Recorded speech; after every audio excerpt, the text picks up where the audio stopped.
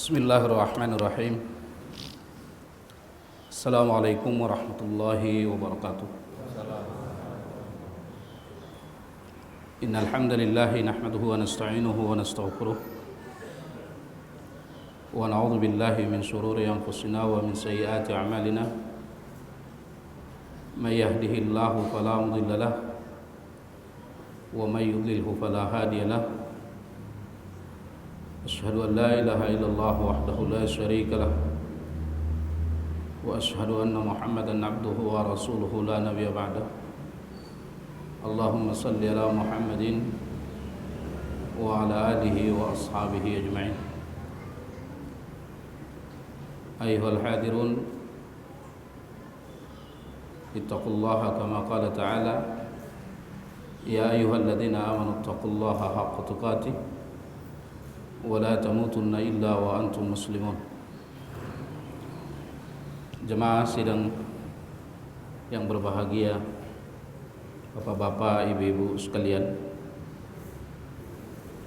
syukur pertama sekali kita panjatkan kehadirat Allah Subhanahu wa taala, di mana alhamdulillah kita diberi waktu, diberi kesempatan untuk hadir di majelis yang berbahagia ini dalam rangka talabul ilm. Siapa orang yang paling rajin menuntut ilmu, maka dia adalah orang yang paling besar peluangnya untuk masuk surga.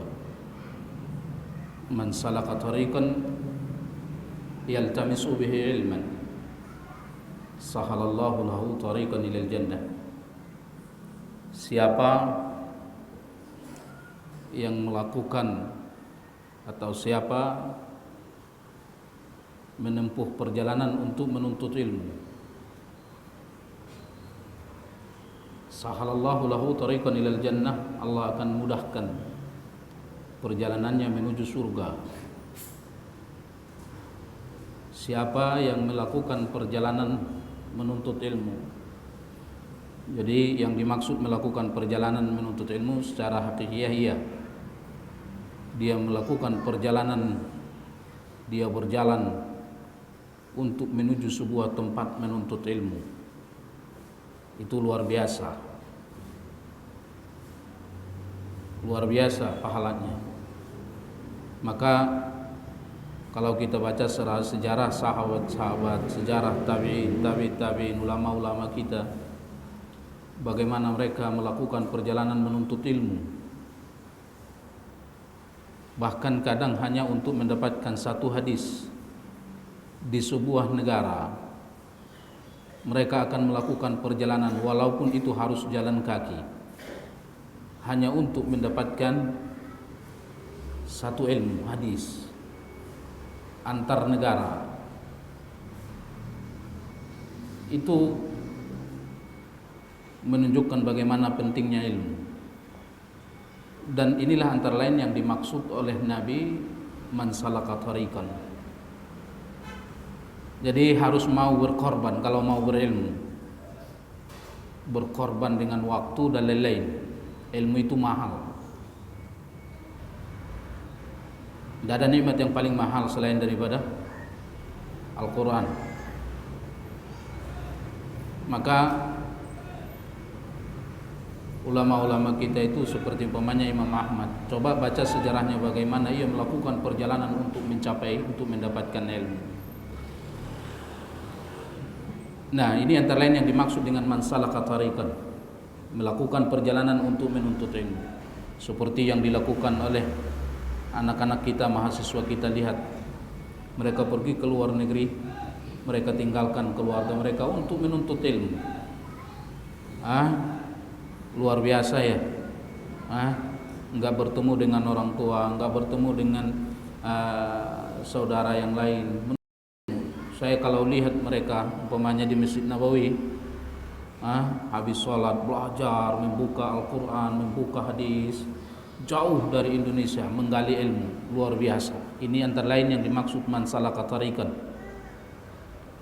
Antara lain ya anak-anak kita yang di pesantren, Ya, mereka di situ diam, mereka di situ belajar, berpisah dengan kita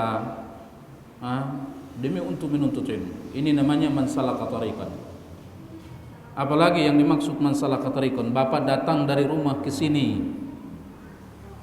Bapak datang dari rumah ke sini, itu adalah perjalanan menuntut ilmu. Itu adalah perjalanan menuntut ilmu. Nah, jadi orang yang melakukan perjalanan menuntut ilmu, kata Nabi, sahalallahu lahu tariqan ilal jannah. Allah akan mudahkan perjalanannya menuju surga. Jadi perjalanan kita ini bukan sebatas di dunia ini saja. Mungkin berakhir di surga, kalau tidak di mana? Di mana, Pak? Neraka. Waliyadzubillah. Ya. Nah, jadi inilah hakikat kehidupan kita, berjalan terus menuju tempat yang terakhir, surga ataukah neraka. Siapa orang yang ingin mudah masuk ke dalam surga, maka harga mati yang harus dibayar adalah harus rajin menuntut ilmu. Harus rajin menuntut ilmu. Jemaah sekalian, dalam sebuah hadis Rasul sallallahu alaihi wasallam bersabda, aktsuru dzikra adzamil ladzat. Perbanyaklah mengingat sesuatu yang memutus kelezatan. Rasul katakan yaitu mati. Rasul sallallahu alaihi wasallam katakan, perbanyaklah mengingat mati. Mati hanya beberapa huruf saja, hanya satu kalimat, mati. Tapi tidak ada nasihat yang paling ampuh selain daripada kalimat ini. Nasihat yang paling ampuh adalah mati. Apa mati itu? Mati itu yang membuat badan Anda berpisah dengan roh Anda, sehingga Anda tidak ada apa-apanya lagi, gak bisa bergerak lagi, gak bisa memandang lagi, gak bisa mendengar lagi. Itu mati. Mati itu yang membuat Anda berpisah dengan orang-orang yang Anda cintai.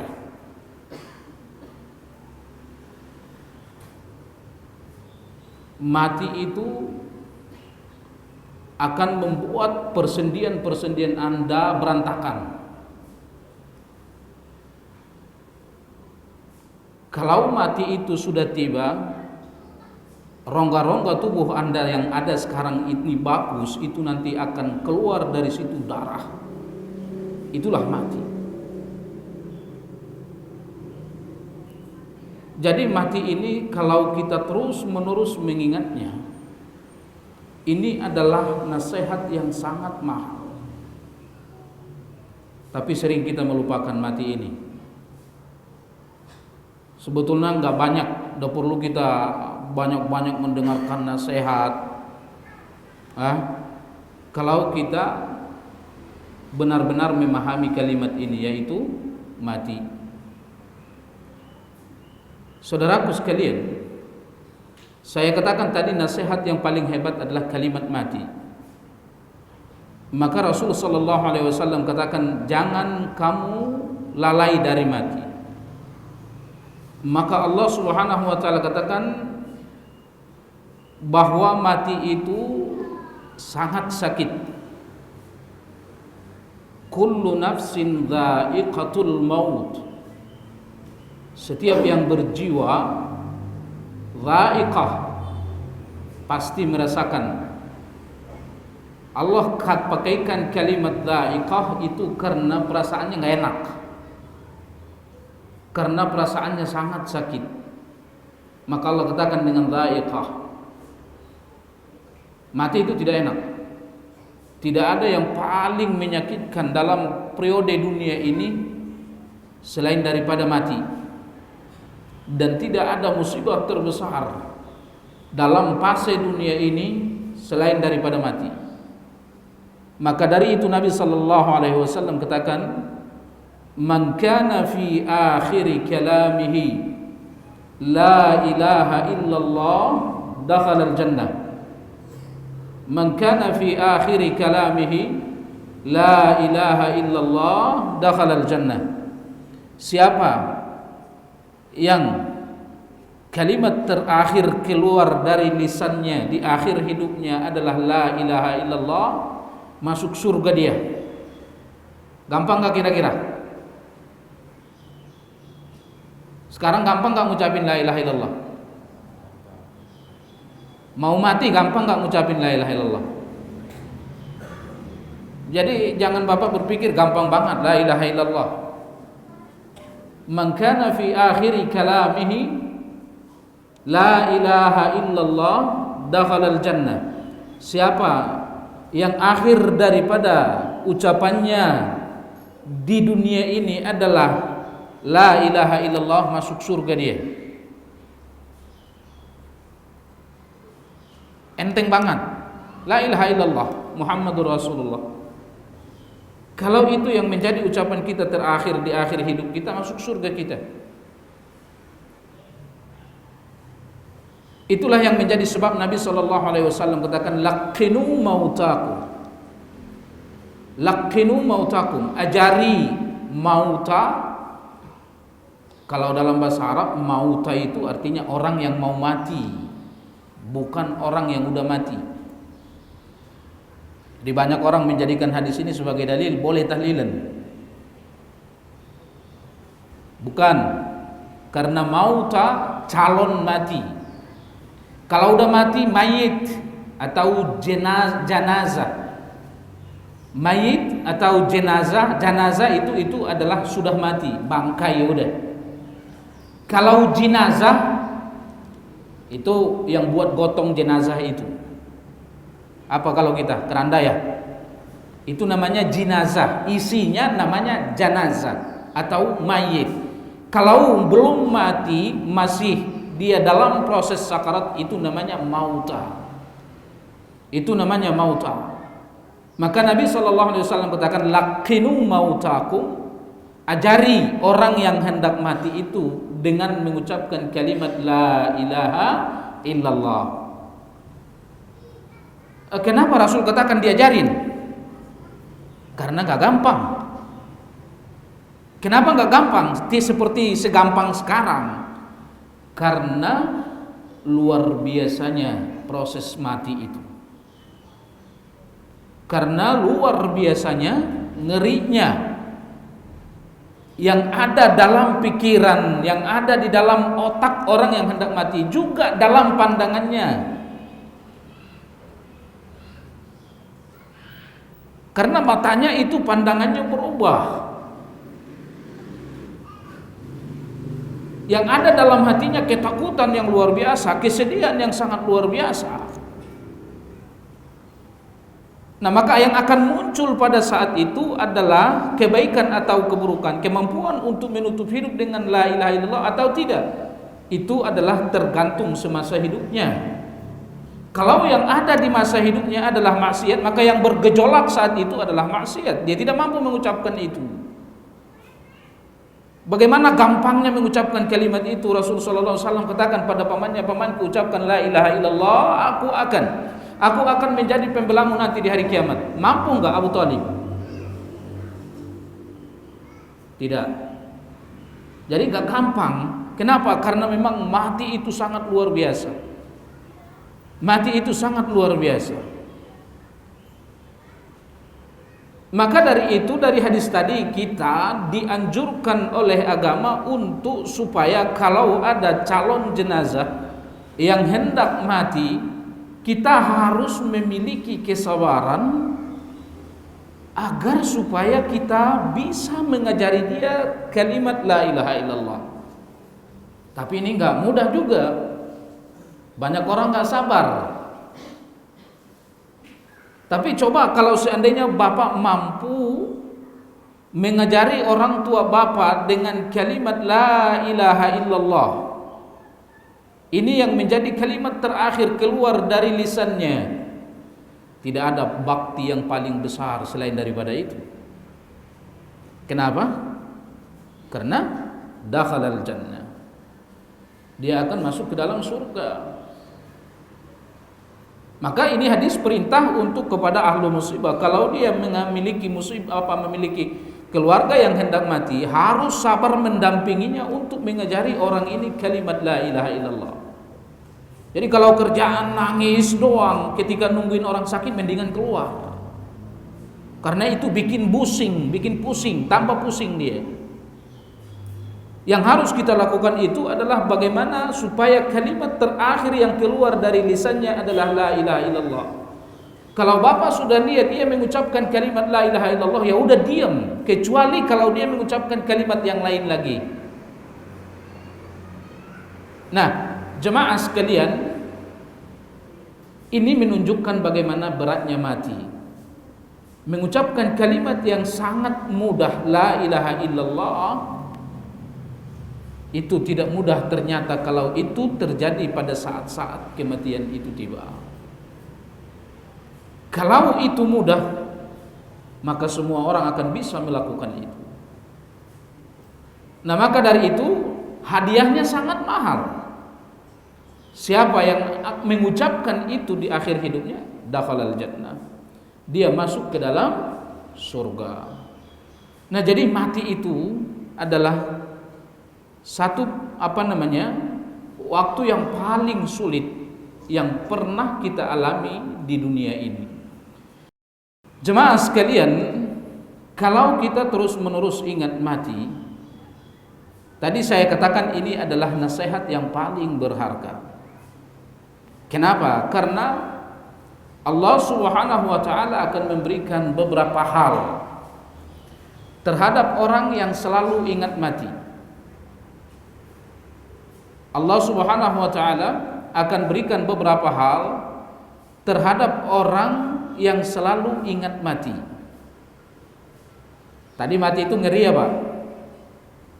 Akan tinggal semua kalau terjadi mati itu. Bapak sayang sama anak-anak, kalau mati itu tiba, tinggal itu semua nanti, Pak. Uang Bapak tinggal nanti semua itu. Kira-kira kalau nanti habis sholat zuhur mati, apa yang terjadi kira-kira? Bisa bayangin nggak? Kalau bapak mati nanti habis zuhur, apa yang terjadi? Nah, ini sering kita lupakan. Udah masuk akhirat sudah. Kalau sudah mati udah masuk akhirat. Hanya ada dua kemungkinan. Kita ada di taman surga atau kita ada di lubang neraka sampai hari kiamat. Kalau matinya nanti setelah zuhur, itu mulai udah. Ada yang bisa jamin sampai asar masih hidup ini? Ada yang bisa jamin, Pak? Nah, tapi ini sering dilupakan. La tadri nafsum bi ayyi ardin tamut, kata Allah, tidak ada satu jiwa pun yang tahu di bumi mana ia akan mati. Bapak tahu mana langkah bapak yang akan membawa bapak pada kematian? Mana tahu ada langkah kita tadi datang dari rumah ke sini untuk menuntut ilmu, tapi ternyata itu juga adalah langkah untuk membawa pada kematian. Saya punya teman di Bogor, tetangga saya dari kampung, satu kampung. Jadi anak dia tetangga saya di Bogor, cucunya lahir, datanglah dia dari kampung untuk nengok cucu. Pagi-pagi saya lihat udah datang. Saya tanya, paman udah datang? Dia bilang, waduh, kalau bukan karena cucu saya nggak datang. Kenapa? Saya bilang, coba bayangin Ustaz, saya udah berangkat dari kampung kita bawa naik mobil rental, ternyata supirnya itu nggak tahu jalan, sampai Padang balik arah terus, dia nggak tahu, dia kira itu mau ke Jakarta, ternyata balik ke Pekanbaru. Coba bayangin, balik lagi ke kampung. Tapi biarpun sudah capek begitu perjalanan, dua kali lipat, saya teruskan karena saya udah janji sama cucu. Dia datang terus, padahal udah kayak awal tadi. Dia terus melakukan perjalanan itu sampailah mereka ke Bogor. Enggak berapa hari mati dia di Bogor. La tadri nafsum bi ayyi ardin tamut. Tidak ada orang yang tahu di mana ia akan mati. Rasul sallallahu alaihi wasallam katakan, apabila seseorang ditakdirkan Allah akan mati di sebuah tempat, maka Allah akan jadikan ia punya kebutuhan di tempat itu sehingga ia mendatangi tempat itu untuk menghantarkan nyawanya ke tempat itu. Jadi bapak ke pemakaman umum dulu, pandangin satu-satu kuburan itu, masih segar dalam pandangan kita itu orang-orang semua. Yang ini namanya si ini dulu sering ngobrol sama saya ini. Ini tetangga saya paling dekat. Ini sering jalan sama saya dulu nih. Ini kerjanya sama saya dulu. Sekarang mereka tinggal cerita. Itulah mati. Nah, jemaah sekalian, maka Rasul sallallahu alaihi wasallam suruh kita untuk terus-menerus mengingat mati ini. Karena kalau kita terus-menerus mengingat mati, kita akan menjadi orang yang baik. Kita akan menjadi orang yang baik. Kenapa kita akan menjadi orang yang baik kalau kita adalah orang yang terus-menerus ingat mati? Pertama, orang yang terus-menerus ingat mati, kata Rasulullah sallallahu alaihi wasallam, akan menimbulkan qanaah. Enggak panjang angan-angannya, gampang cukup. Maka dalam hadis lain Rasul katakan bahwa siapa yang terus-menerus ingat pada mati, maka kalau ia mengalami kesulitan, dia akan selalu terus lapang dada. Seperti apapun beratnya penyakit, kalau ingat mati, hidup ini singkat, jadi ringan. Seperti apapun hebatnya kemiskinan, kalau ingat mati, hidup ini singkat, ntar lagi juga mati. Ntar lagi juga mati, jadi ringan, ya Pak? Itu kan yang pusing itu miskin, lalu dia berpikir masih hidup 100 tahun lagi. Ini kalau 100 tahun lagi begini gimana ini? Jadi tambah sempit. Jadi orang yang kalau terus-menerus ingat mati, dia akan qanaah, dia akan tidak tulul amal. Tidak panjang cita-cita. Jadi penyakit kita itu, cita-cita itu panjang banget, jauh lebih panjang dari usia kita, apalagi dengan sisa usia kita. Kalau ditanya nih atu-atu nih masih bercerita 10 tahun yang akan datang, 10 tahun yang akan datang saya harus begini, 20 tahun yang datang harus saya begini, 10 tahun lagi saya mantu, tahun besok saya mantu, sementara sisa usia tinggal 2 hari. Selalu cita-cita manusia itu lebih panjang dari sisa usianya. Ini yang membuat manusia itu lemah beribadah, tulul amal. Karena manusia itu lupa kalau dia itu bukan anak dunia. Lupa kalau dia adalah anak akhirat. Usia Anda bukan usia Anda yang ada di dunia ini, tapi adalah usia Anda setelah Anda mati. Anda di dunia ini tidak ada banyak persis ketika di rahim, pasti keluar kan? Udah keluar belum dari rahim? Udah. Mau keluar nggak dari dunia ini? Keluar. Dan kita lihat udah banyak orang yang keluar dari dunia setiap hari. Gak tahu berapa orang, satu persatu dibaringin di perut bumi. Cuman lupa melulu kita yang satu ini. Kita kira kita akan lama hidup di dunia ini. Maka orang yang kalau dia sudah mengalami sakarat, ada penyesalan yang muncul. Apa penyesalan yang muncul itu? Kembalikan aku ke dunia ya Allah sesaat saja, untuk aku supaya lakukan apa yang pernah aku tinggalkan. Kenapa dia minta dikembalikan, Pak? Orang-orang yang lagi sakarat, orang-orang yang lagi di barzakh, orang yang sudah masuk ke neraka, penyesalan mereka, keinginan mereka kembali ke dunia.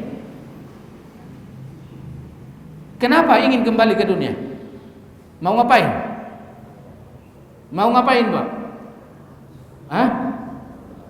Mau beribadah. Kenapa enggak beribadah saja di situ di kubur? Kenapa enggak sujud saja nanti di hari kiamat? Bisa enggak? Bisa enggak? Ya kalau bisa dia udah sujud di situ, Pak. Dia udah beribadah di situ. Enggak bisa. Waktu beribadah itu di dunia ini.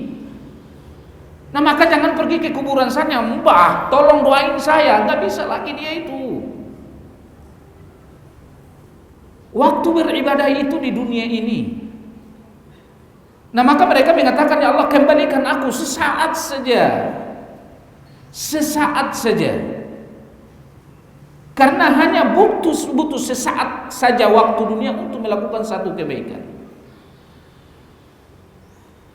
Butuh hanya sesaat saja untuk melakukan satu kebaikan. Dan kalau satu kebaikan Anda saja diterima Allah, Anda masuk surga.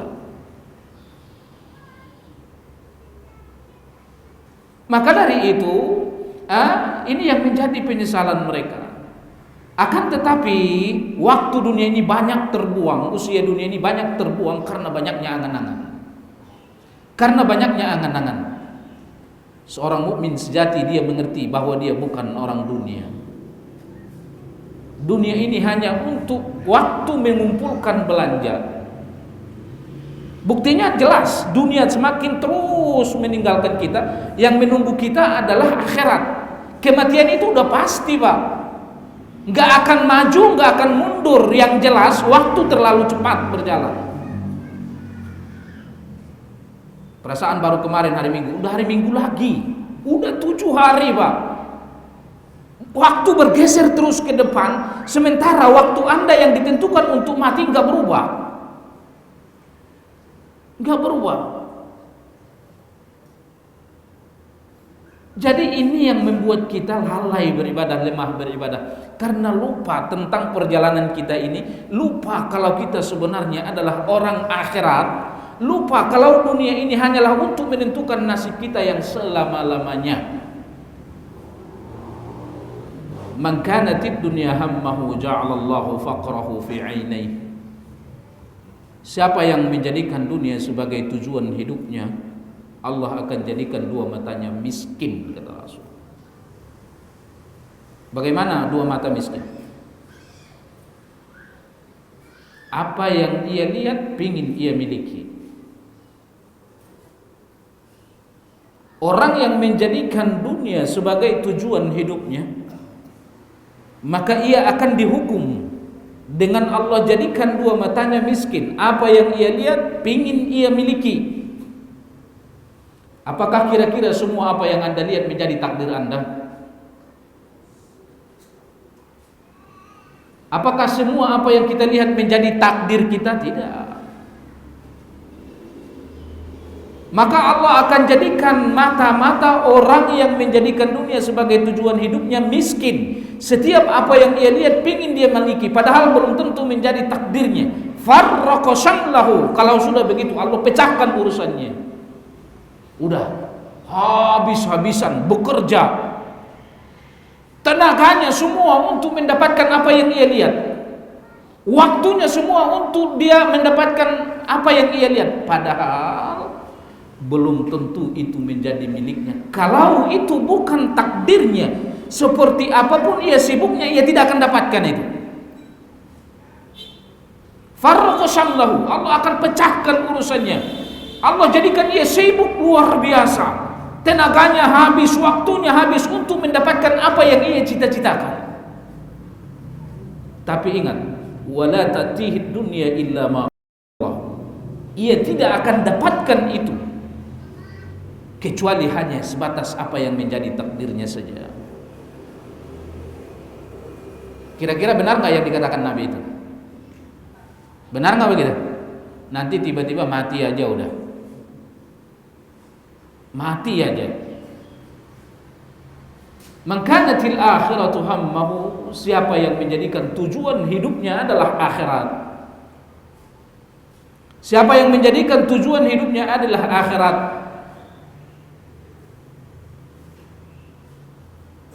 ja'alallahu ghinahu fi qalbih, Allah jadikan hatinya yang kaya. Nah itu tadi, gampang, cukup. Yang enak dalam hidup ini perlu ada, kan gitu doang Pak ya? Cukup. Perlu ada. Maka Allah gak janjikan pada kita orang yang bertakwa ini kaya, bukan berarti tidak baik kaya. Sangat bagus orang kaya kalau ia memanfaatkan dengan baik. Tapi yang dijanjikan Allah kepada kita adalah makhraj, jalan keluar. Wa may yattaqillaha yaj'al lahu makhraja. Siapa yang bertakwa kepada Allah, Allah berikan jalan keluar. Jalan keluar, kebercukupan. Allah berikan kebutuhan. Maka kalau belum dapat padahal Anda menjadi orang bertakwa, berarti belum butuh menurut Allah. Saya butuh banget ini sekarang, butuh apa? Mobil. Itu menurut Anda, menurut Allah belum. Yang Allah janjikan makhraj, jalan keluar. Kenapa? Karena kalau makhraj yang Allah berikan, rizki itu akan membuat seseorang lebih dekat pada Allah.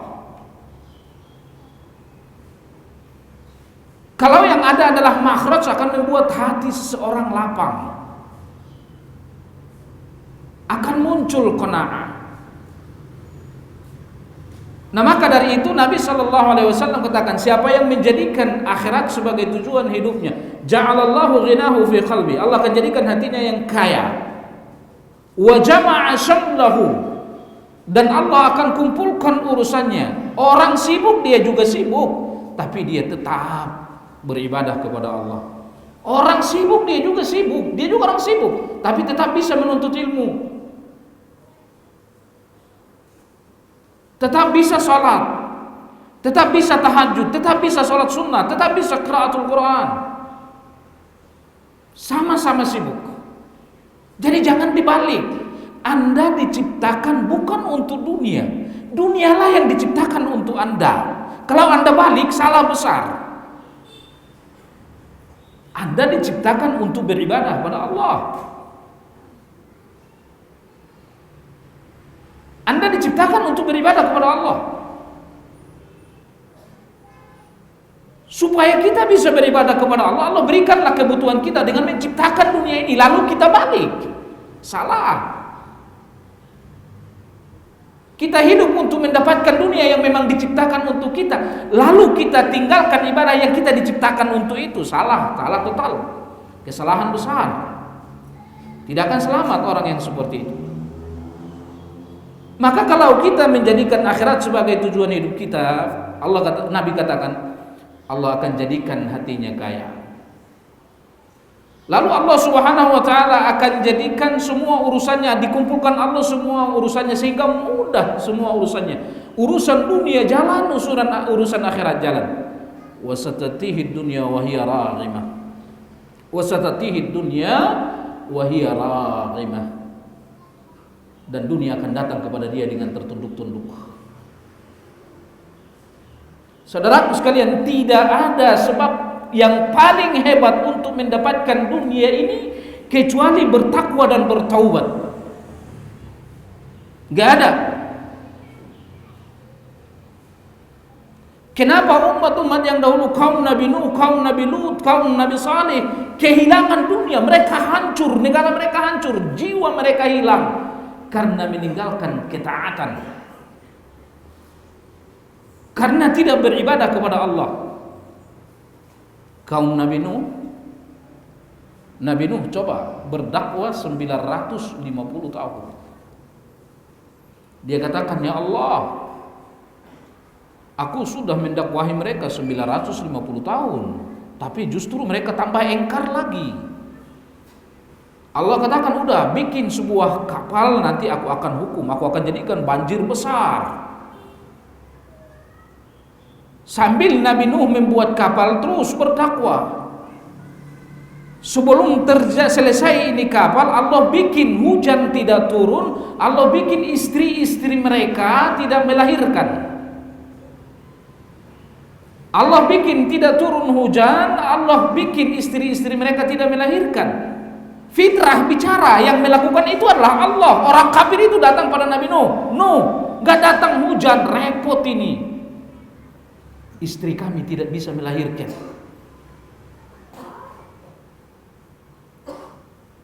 Allah ajarin Nuh, bilang Nuh pada umat, ya qaumi, istaghfiru rabbakum thumma tubu ilaih, yursilis samaa alaikum midrara, wa yumdidukum quwwatan ila quwwatikum. Sampai akhir ayat. Katakan kepada kaum wahai Nuh, kalau mereka bertaubat dan beribadah kepada Allah, Allah akan turunkan hujan itu. Allah akan berikan kepada mereka kekuatan, Allah akan berikan kepada mereka anak-anak yang banyak kalau mereka bertaubat, kalau mereka beribadah kepada Allah Subhanahu wa taala. Tapi mau enggak mereka? Seandainya mereka mau, terjadi enggak kira-kira banjir kaum Nabi Nuh itu? Terjadi enggak? Itu sejarah yang tidak bisa kita bantah.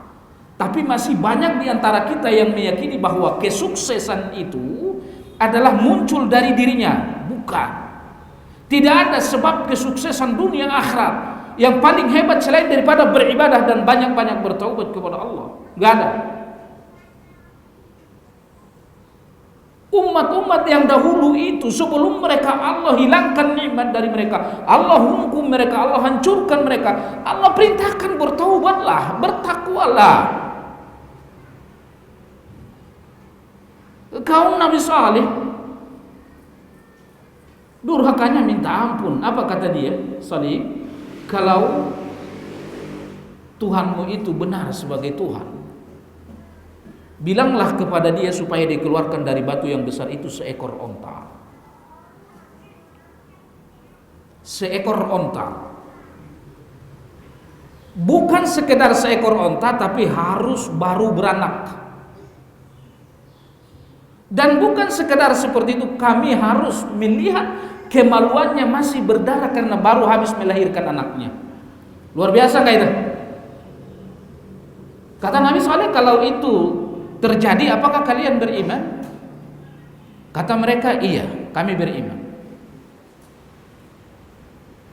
Nabi Saleh meminta kepada Allah, lalu Allah mengeluarkan dari perut batu itu onta yang baru lahiran, masih berdarah-darah kemaluannya.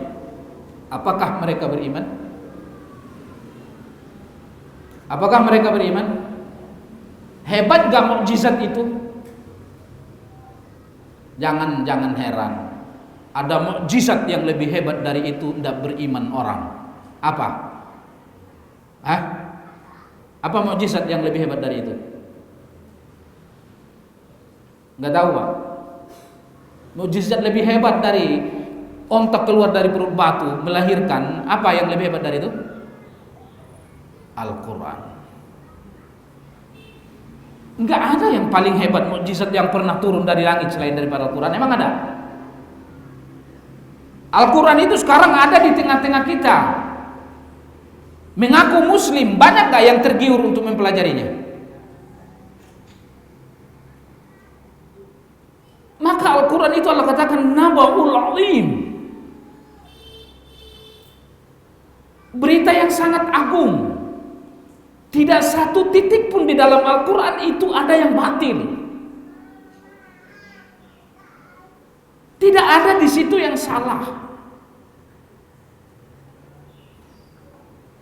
Amma yatasaaluna 'anil naba'il 'azim alladhi hum fihi mukhtalifun kalla saya'lamun thumma kalla saya'lamun alam naj'alil arda mihada wal jibala awtada wa khalaqnakum azwaja.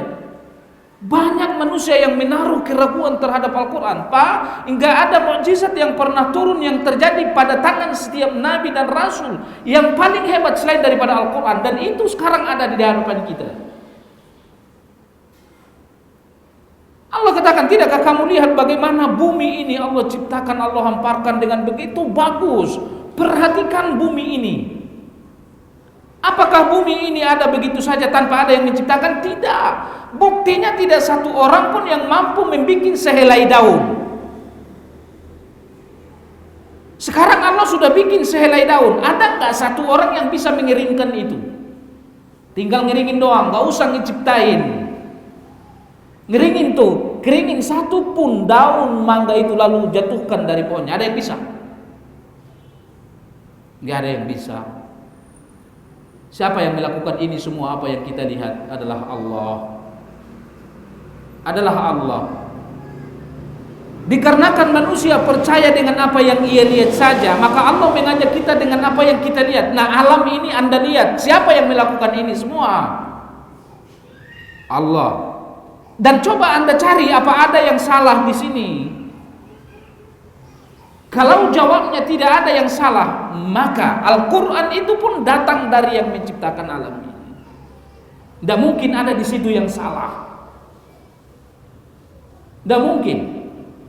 Jadi saya dengar ada orang, ada pernah yang nanya, Pak Ustadz, gak usah diributkan lah cerita-cerita sekarang. Negara kita ini kan negara Pancasila. Al-Quran itu kitab kita. Jadi dia menjadikan Al-Quran itu seperti apa?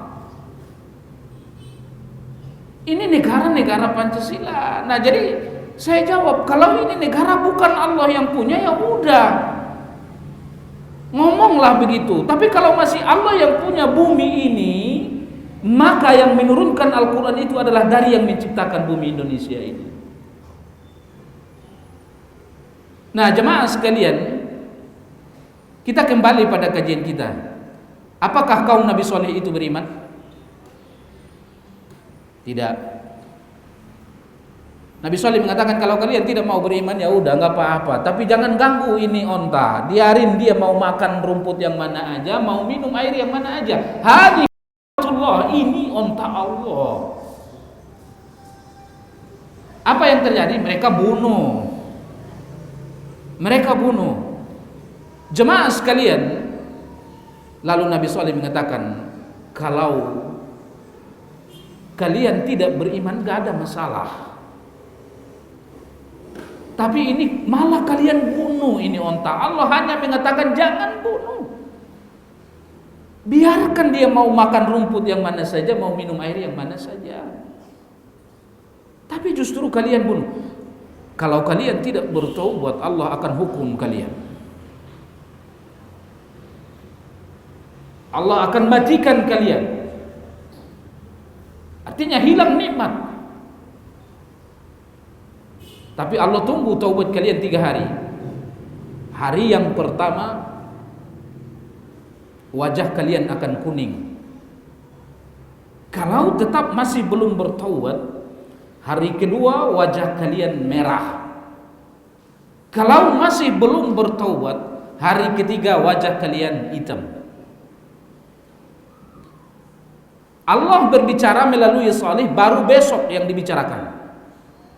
Ternyata benaran. Begitu besok tiba, hari pertama kuning wajah mereka semua. Bertaubat gak mereka, Pak? Bertaubat gak mereka? Tidak. Hari kedua wajah dari kuning berubah menjadi merah. Bertaubat? Tidak. Hari ketiga dari merah berubah menjadi hitam. Bertaubat gak mereka? Tidak. Justru pada hari ketiga, setelah wajah mereka hitam, mereka keluar dari rumah mereka. Mereka katakan, Salih, kami udah siap mati. Mereka membawa kain kafan dari rumahnya. Nih kain kafan kami. Bilang sama Tuhan, matikan kami sekarang, kalau memang benar-benar dia itu mampu. Udah, Jibril gak kuat lagi, lalu dia berteriak, matilah itu semua. Pertanyaannya, kalau seandainya mereka bertaubat dan beribadah pada Allah, Allah hukum enggak mereka seperti itu? Tidak.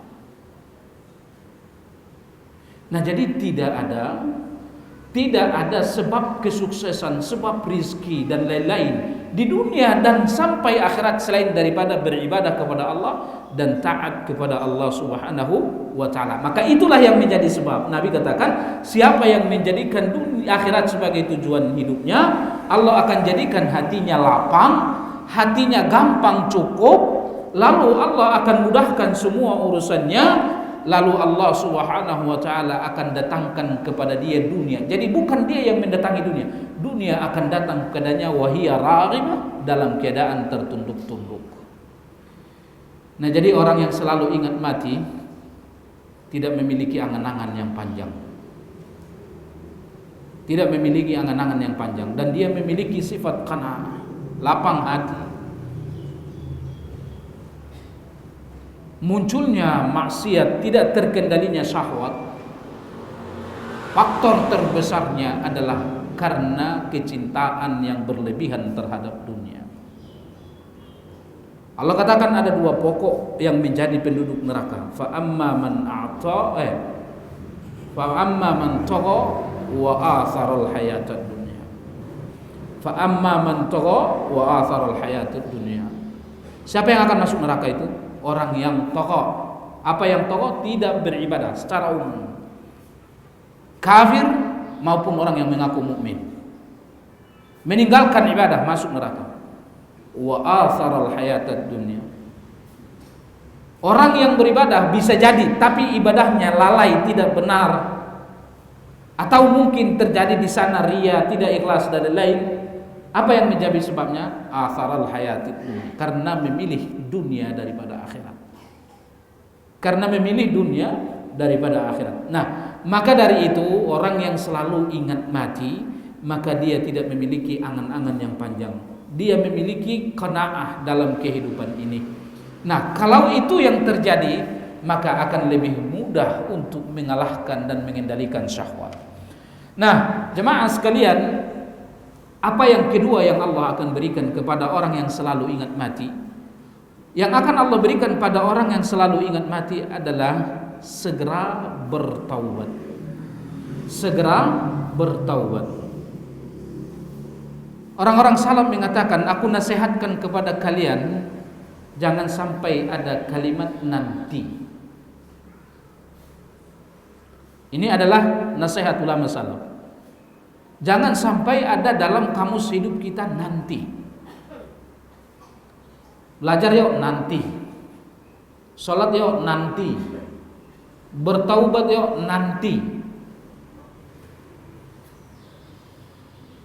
Karena kalimat nanti ini adalah merupakan tipu muslihat iblis yang sangat luar biasa. Nanti. Nanti saya baru ikut ngaji, nanti baru ikut berjamaah, nanti baru bertaubat, lagi nanti mati.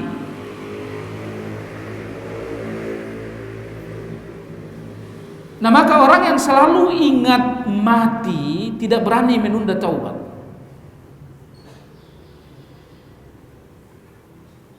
Tidak berani menunda taubat.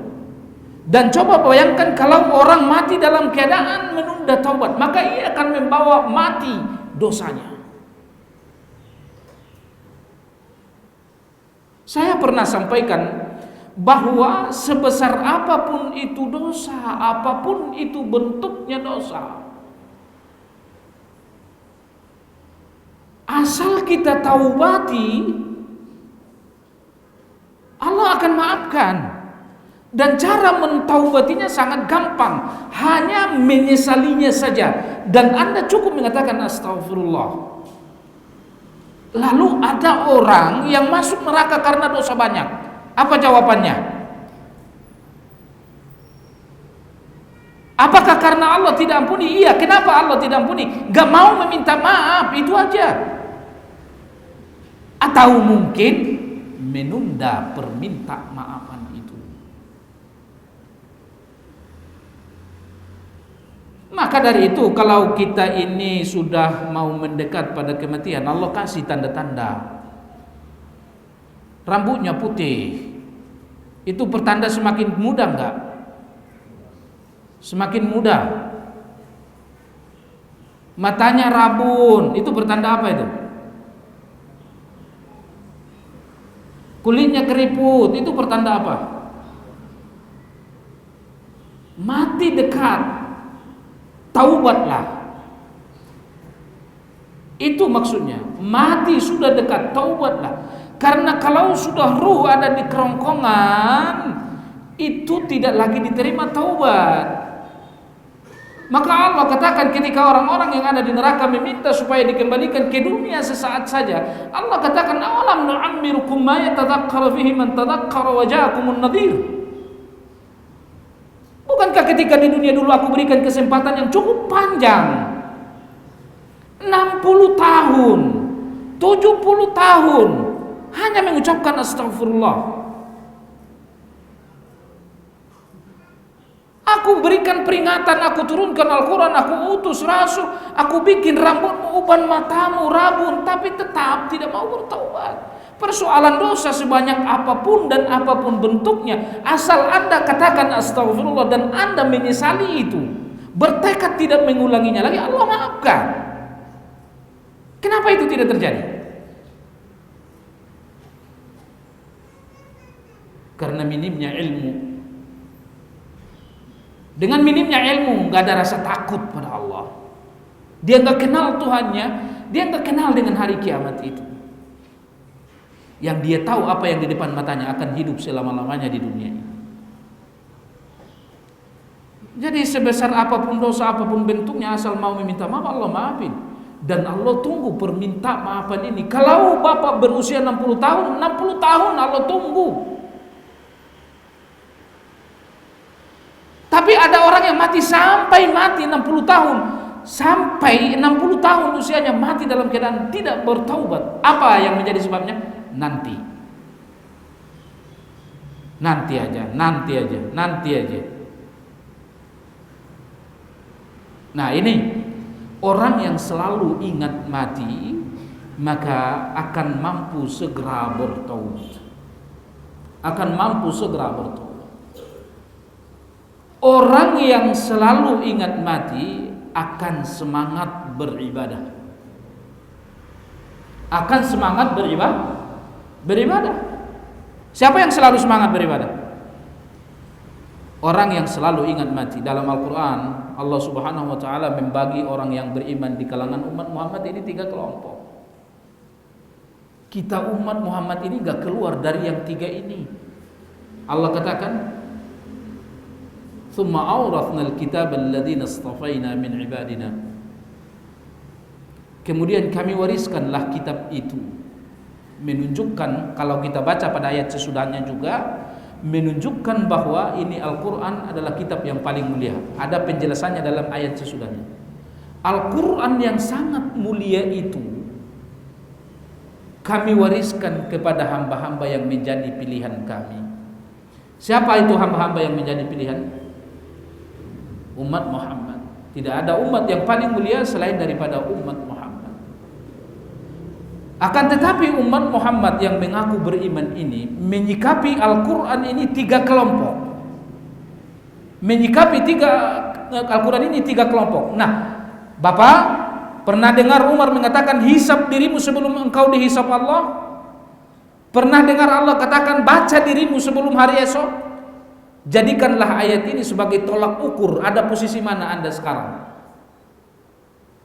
Ternyata umat Muhammad ini dalam menyikapi wahyu, kita umat Muhammad yang mengaku orang beriman ini hanya ada pada 3 kategori. Apa yang pertama? Faminhum zalimun li nafsih. Di antara mereka ada yang mendalimi dirinya. Ibnu Abbas katakan dalam tafsir Ibnu Katsir, orang yang seperti ini belajar malas.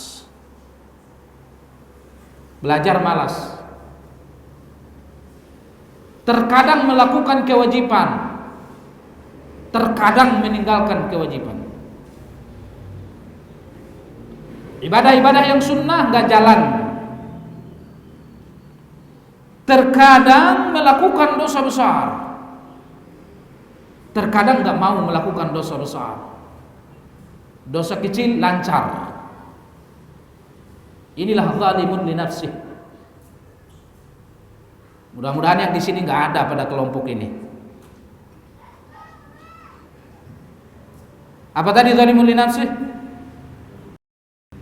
Nuntut ilmunya malas. Kewajibannya sebagian dijalanin, sebagian ditinggalin. Kalau lagi mau, lakukan kewajiban. Kalau lagi malas, enggak. Yang sunnah enggak jalan. Dosa-dosa besar sebagian ditinggalin, sebagian dilakukan. Dosa kecil gampang bagi dia ngelakuin. Zalimun li nafsih. Wa minhum muqtasid. Di antara mereka ada yang muqtasid. Siapa yang muqtasid? Muqtasid adalah orang yang rajin menuntut ilmu.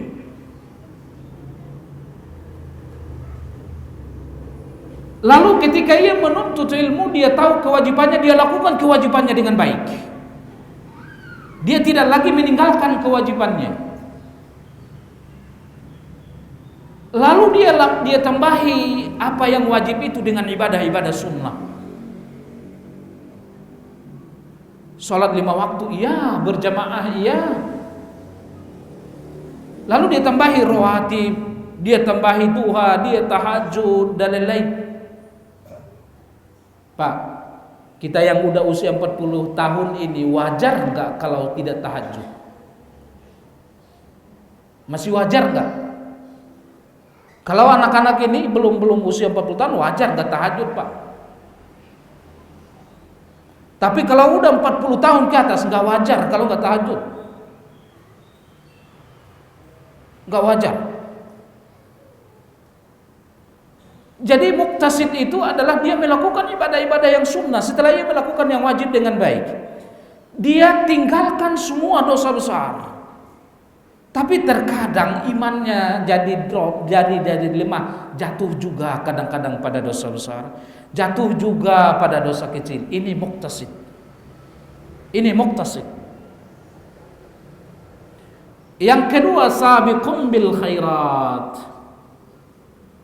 Sabiqum bil khairat. Apa arti sabik? Al-istiwaq, berlomba. Apa yang maksud dengan al-istiwaq? Kalau Bapak lihat orang berlomba lari, garis startnya sama-sama berdiri di situ. Lalu garis finishnya sama. Geraknya mulai begitu fluid itu berbunyi, semua sama-sama bergerak. Siapa pemenangnya? Siapa yang paling cepat sampai? Ini istiwaq. Semua pada di masjid ini qomat dikumandangkan lagi pada duduk. Nanti bisa nggak semua pada sop yang pertama? Bisa nggak semua? Tidak. Siapa yang paling semangat dan istiwaq, maka dia yang ada di sop yang pertama. Kita sama-sama sholat, judulnya sama-sama sholat zuhur, imamnya sama, waktunya sama, masjidnya sama, tapi pahalanya tidak sama. Siapa yang paling banyak pahalanya? Orang yang istiwaq, orang yang selalu bersegera. Sianu kenapa nggak dapat sop yang pertama? Orang masih udah qomat masih duduk. Jadi siapa yang ada di dalam hatinya jiwa-jiwa istiwaq, jiwa-jiwa berlomba, dia harus segera melakukan kebaikan. Nah, dialah yang akan menjadi orang terbaik. Dialah orang yang paling banyak ibadahnya. Jadi biarpun kita sama-sama sholat, imamnya sama dan lain-lain, tapi pahalanya gak sama, Pak. Siapa yang paling cepat, siapa yang paling bagus, siapa yang paling semangat, itu yang bagus hasilnya. Itu yang lebih bagus hasilnya. Nah, maka dari itu, kalau berbicara tentang melakukan kebaikan, perhatikan dalam Al-Quran Allah katakan fastabiqul khairat, berlomba-lomba dalam kebaikan. Atau dalam ayat lain Allah katakan wasari'u, bersegera, jangan lambat-lambat. Nah, sekarang istibaq, orang yang sabiqum bil khairat itu siapa? Orang yang sabiqum bil khairat itu adalah orang yang melakukan kewajibannya dengan baik. Dia menuntut ilmu dengan rajin, lalu dia melakukan ibadahnya dengan baik. perintah-perintah Allah yang menjadi wajib bagi dia dilakukan dengan baik, semangat segera. Bapak kalau lihat orang yang jalan ke masjid aja, cara jalannya aja beda, orang yang semangat dengan orang yang gak semangat, ya nggak Pak? Beda nggak? Tentu kalau dia lebih cepat datang ke masjid, maka dia lebih banyak mendapatkan doa malaikat. Ada yang jalan dengan semangat, ada yang jalan ngelipat tangan begini, iya kan? Akhirnya nanti masbuk itu. Nah, jadi orang yang sabiqum bil khairat itu adalah orang yang rajin menuntut ilmu, lalu semangat melakukan ibadah-ibadah yang wajib, semangat melakukan ibadah-ibadah yang sunnah, ibadah yang dosa-dosa besar dia tinggalkan, cuman terkadang masih jatuh pada dosa kecil. Inilah 3 kelompok umat Muhammad. Kalau umat yang dahulu hanya 2 kelompok, zalama nafsah, muqtasid. Tidak ada umat yang dahulu yang berpangkat sabiqum bil khairat. Gak ada. Nah, jadi Bapak udah tahu tadi. Nah, sekarang inilah barometernya, ukurlah sekarang Bapak di kelompok mana. Siapa yang paling mulia yang 3 kelompok itu? Zalama nafsah, muqtasid atau sabiqum bil khairat? Siapa yang lebih mulia? Sabiqum bil khairat. Maka urutan dalam ayat ini kata Imam Qurtubi bukan menunjukkan kemuliaan. Karena urutan yang pertama adalah zalama nafsah, yang kedua muqtasid, yang ketiga adalah sabiqum bil khairat. Ini bukan menunjukkan kemuliaan. Ada rahasia kandungan ayat. Apa rahasianya? Yang pertama, orang yang masih ada di dalam peringkat zalama nafsah jangan putus asa. Anda bisa muqtasid, Anda bisa sekalipun sabiqum bil khairat selama usia Anda masih ada. Supaya bisa begitu kan? Nah, itu tadi Bapak udah tahu tadi definisi sabiqum bil khairat itu. Milikilah sifat itu. Lalu kenapa di akhir itu, di peringkat terakhir Allah justru katakan yang paling mulia, sabiqum bil khairat, supaya Anda yang sudah sampai pada derajat ini jangan bangga. Karena Allah katakan di akhir ayat, wa minhum sabiqum bil khairati biidznillah. Di antara mereka ada yang mendapat gelar sabiqum bil khairat, tapi itu gelar dia dapat biidznillah. Kalau ada orang yang berbuat seperti sifat sabiqum bil khairat tapi sombong, cukup itu bukti dia tidak diterima ibadahnya. Hati-hati Pak. Penyakit kita orang yang menuntut ilmu ini sombong. Yakin? Baru nuntut ilmu merasa diri lebih hebat.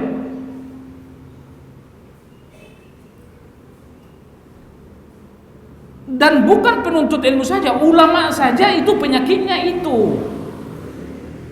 Maka penyakit ulama ini, orang yang berilmu ini gontok-gontokan, lihat, nggak mau dia itu melihat ada ulama yang lain. Jarang kan kalau ada ulama yang ngaji datang lagi ulama yang lain, kan jarang ya. Nggak kayak ulama dulu, kalau Imam Ahmad ngaji datang Imam Syafi'i gitu. Yang sekarang yang ada gontok-gontokan. Jadi hati-hati itu. Pertanda orang yang mendapatkan ilmu dengan baik, semakin dalam ilmunya semakin tawadhu.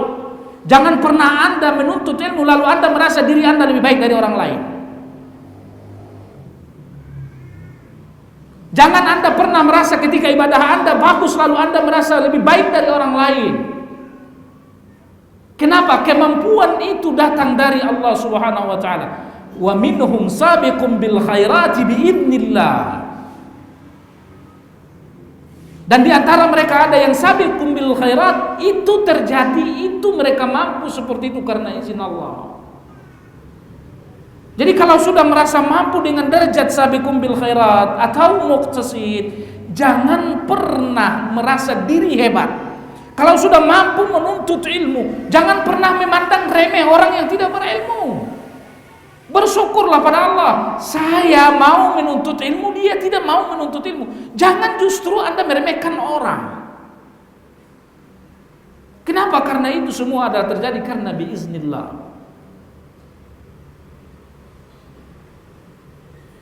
Berikutnya, ada apa dengan sabiqum bil khairat? Kalau Bapak dengar dalam nas hadis atau Al-Quran bahwa ada orang yang masuk ke dalam surga bighairi hisab, siapa itu?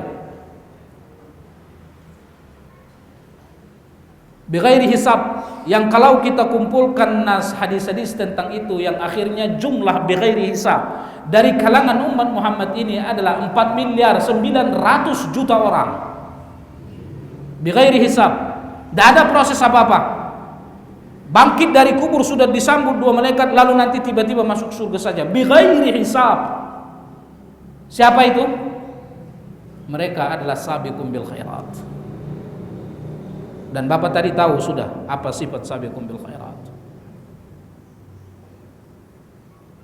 Ada orang yang mengikuti hisab, mengikuti proses-proses akhirat, tapi akhirnya mudah, dipermudah Allah, tidak dipersulit Allah Subhanahu wa taala. Itu yang dikatakan Allah Subhanahu wa taala, sayuhasabu hisaban yasira. Allah akan hisab tapi hanya sekedar formalitas saja. Allah akan hisab hanya sekedar formalitas saja, yang akhirnya wajah mereka memancarkan cahaya karena penuh dengan nikmat. Kenapa? Karena puas dengan apa yang mereka lakukan di atas dunia. Siapa itu? Mereka orang-orang yuhasabu hisaban yasira.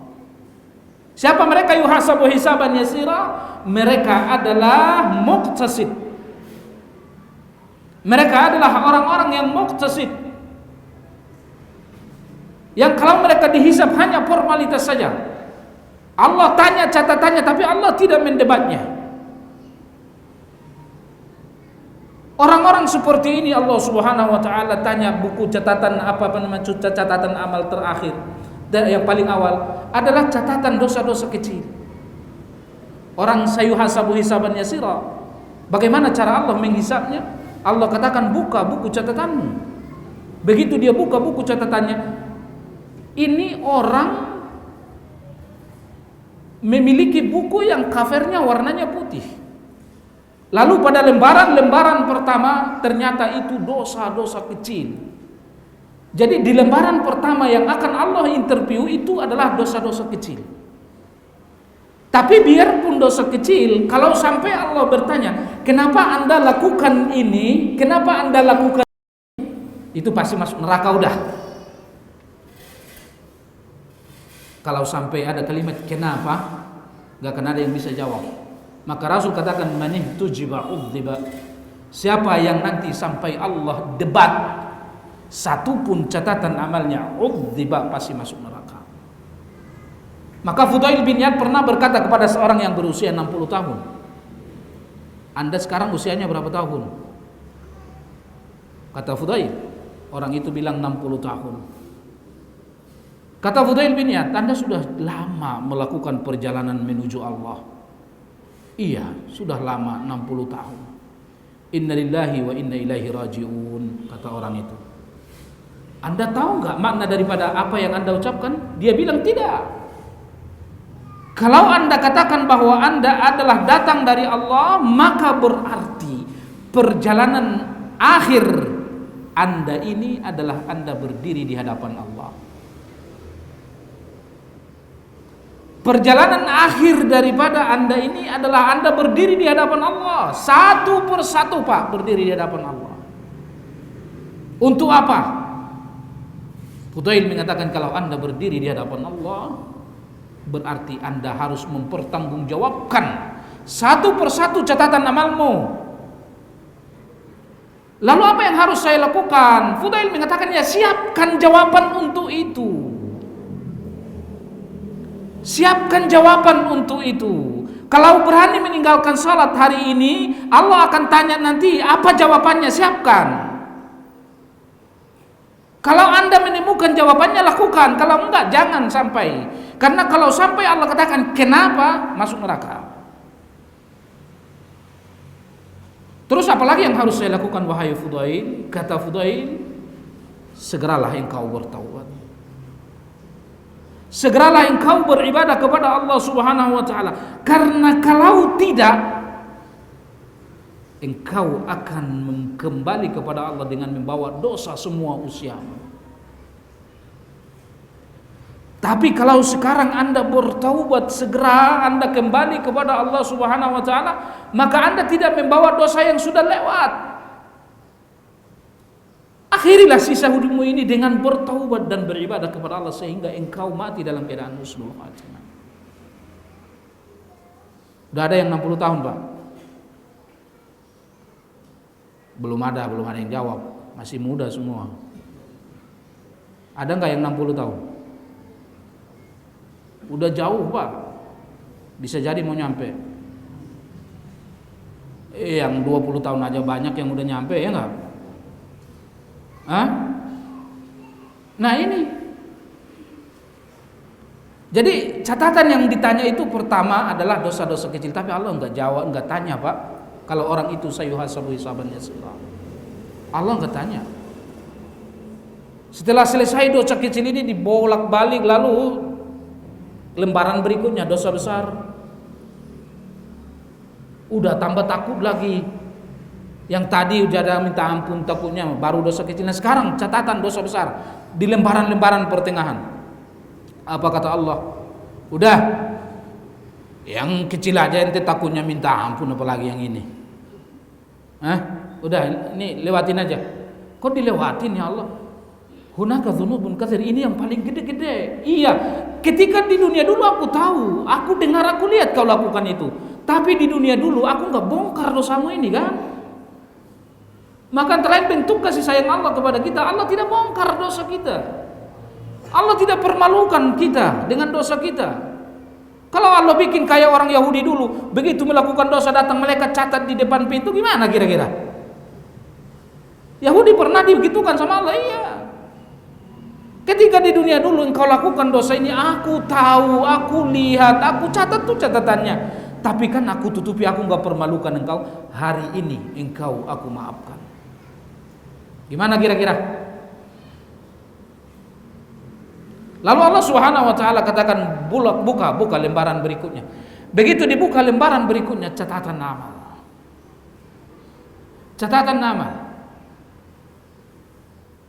Begitu dia lihat catatan amalnya, dia katakan, ya Allah, aku udah pernah melakukan ini semua.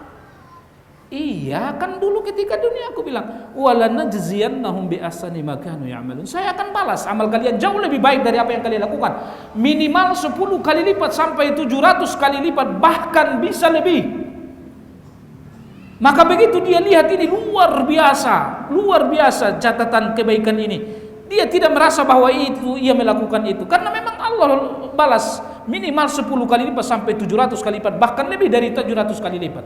Sedekah seorang perempuan pada seekor anjing itu berapa kali lipat Allah bayar? Muncullah satu sisi penyesalan, kenapa hanya seperti ini saja dulu. Tapi muncul juga kebahagiaan yang sangat luar biasa. Wujuhu yawma idzin na'imah li sa'yiha radiyah fi jannatin 'aliyah. Ada wajah yang kalian lihat penuh dengan kenikmatan, memancarkan cahaya yang sangat luar biasa. Li sa'yiha radiyah, karena ia sangat puas. Untung dulu saya bertaubat, untung dulu saya beribadah kepada Allah sebelum saya mati. Kalau tidak saya kayak si Anuno. Nah, ini adalah sayuhasabu hisaban yasirah, kelompok muqtasid. Jadi kelompok muqtasid itu dihisab enggak? Ya dihisab, tapi formalitas saja. Akhirnya mereka masuk surga, tidak masuk neraka. Itulah muqtasid. Kalau zalama nafsa bagaimana? Kalau zalama nafsa, masuk neraka dulu. Kenapa dikatakan Allah di awal ayat kelompok yang pertama adalah zalama nafsa? Karena umat Muhammad ini yang paling banyak adalah kelompok zalama nafsa. Baru setelah itu muqtasid, dan adapun sabiqum bil khairat itu sangat sedikit. Jumlahnya tadi seperti yang saya katakan. Umat-umat yang dahulu tidak ada yang sabiqum bil khairat, paling tinggi muqtasid. Jadi kalau begitu umat Muhammad yang ada dalam peringkat zalama nafsah, bagaimana keadaannya? Masuk neraka dulu, Pak. Tapi akhirnya mereka masuk surga. Yang 3 kelompok ini masuk surga. Allah katakan di akhir ayat, mereka masuk surga Adan semua. Mereka masuk surga semua, kata Allah. Mereka di surga mendapatkan gelang-gelang dari emas dan perak, dan pakaian mereka adalah dari sutra. Yang 3 kelompok ini masuk surga, cuman zalama nafsah masuk neraka dulu. Jangan Bapak bilang gak apa-apa masuk neraka asal akhirnya masuk surga. Gak enak tuh neraka. Siksa yang paling ringan di neraka adalah diberikan sendal saat itu otak mendidih. Itu siksa paling ringan. Tapi terjelas dalam ayat ini sangat jelas bahwa orang yang masuk surga itu adalah paling banyak mantan neraka. Paling banyak mantan neraka, waliyadzubillah. Jadi jadikanlah ayat ini sebagai tolak ukur diri Anda. Dan apa modalnya? Allah katakan di awal ayat adalah Al-Quran. Maka saya katakan tadi, siapa yang paling rajin menuntut ilmu, dia paling besar peluangnya menjadi sabiqum bil khairat atau muqtasid. Jemaah sekalian, nah, kalau orang itu ingat terus mati, maka dia akan semangat beribadah. Nah, inilah 3 hal yang didapatkan orang yang selalu ingat mati. Qanaah, lapang dada, tidak sempit dalam menjalani kehidupan ini. Yang kedua adalah segera bertaubat. Yang ketiga adalah semangat beribadah. Kalau Bapak ingin tahu apa tanda-tanda terbesar orang yang akan husnul khatimah, yang 3 itu. Tanda-tanda orang yang husnul khatimah yang 3 itu. Itu tanda-tanda terbesarnya. Semangat beribadah, segera bertaubat, tidak ambil pusing dengan dunia, tidak menjadikan dunia sebagai tujuan hidupnya. Apa tanda-tanda orang su'ul khatimah? Tanda-tanda terbesarnya adalah malas beribadah, tidak istiqamah beribadah, tidak semangat beribadah, menunda taubat, terus ambisi terhadap dunia. Ambisi terhadap dunia. Inilah ciri-ciri terbesar yang menjadi pokoknya ciri-ciri orang yang akan su'ul khatimah. Nah, jadi kalau begitu, ini yang pertama yang saya sampaikan. Ingatlah kalimat yang satu ini, mati. Tidak ada nasihat yang paling hebat selain daripada ini. Kalau kita selalu ingat mati, maka kita akan mendapatkan hal yang tadi. Dan kalau kita selalu ingat mati, maka kita seperti apa yang dikatakan Rasul. Orang yang benar-benar ingin bertemu dengan Allah, maka Allah tidak benci dalam menemui dia nanti ketika ia sakarat. Insya Allah orang yang selalu ingat mati, maka kematian adalah merupakan hal yang paling indah dalam fase dunia. Tapi kalau tidak, kematian adalah paling mengerikan dalam fase dunia. Kalau kita tidak bersiap-siap untuk itu. Siapa yang akan bersiap-siap dengan mati itu adalah orang yang selalu ingat mati. Siapa yang siap dengan mati adalah orang yang selalu bersiap-siap untuk belanja mati. Nah, maka dari itu kalau kita terus-menerus ingat mati ini, maka kita akan bersiap-siap, sehingga yang akan menjadi hasilnya adalah yang itu tadi, yang 3 tadi. Tidak kita jadikan dunia ini sebagai tujuan hidup kita. Kita segera bertaubat kepada Allah, dan kita segera dan semangat beribadah kepada Allah. Nah, inilah yang dikatakan Allah, wasari'u ila maghfiratin min rabbikum wa jannatin 'arduha as-samawati wal ardh. Inilah yang dikatakan Allah Subhanahu wa taala, innal ladzina qalu rabbuna Allah tsumma istaqamu tatanazzalu 'alaihimul malaikatu alla takhafu wa la tahzanu. Kematian yang begitu menakutkan, yang begitu mengerikan, menjadi hal-hal yang sangat indah. Itulah yang menjadi sebab Allah Subhanahu wa taala katakan di dalam Al-Qur'an, man 'amila salihan min dzakarin aw untha wa huwa mu'min falanuhyiyannahu hayatan thayyibah Siapapun yang melakukan amal soleh dan ia adalah lakukan itu dengan dasar iman, baik laki-laki maupun perempuan, Allah akan berikan kepada dia kehidupan yang baik, baik hidupnya di dunia, baik hidupnya ketika mati, baik ketika masuk barzakh, baik ketika dibangkitkan dari kubur. Siapa?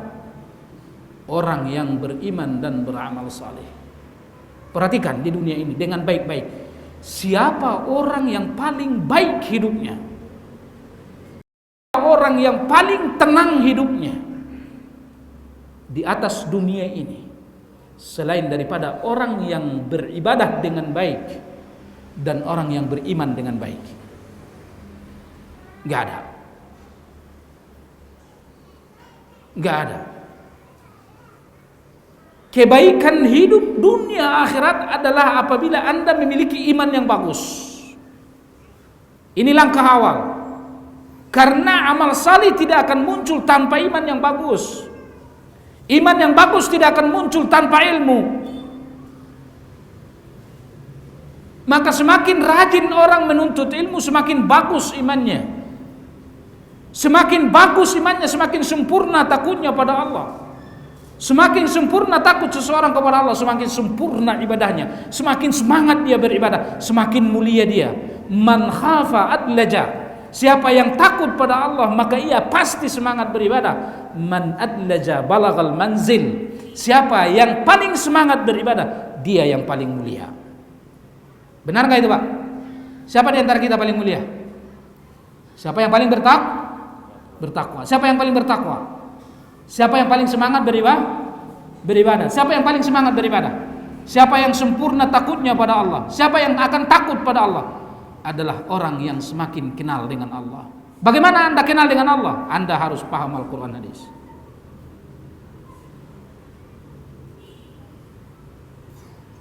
Mati yang begitu mengerikan. Kalau kita di dunia ini adalah orang yang beriman dan bertakwa kepada Allah, kita itu mengakhiri hidup kita dengan iman dan takwa.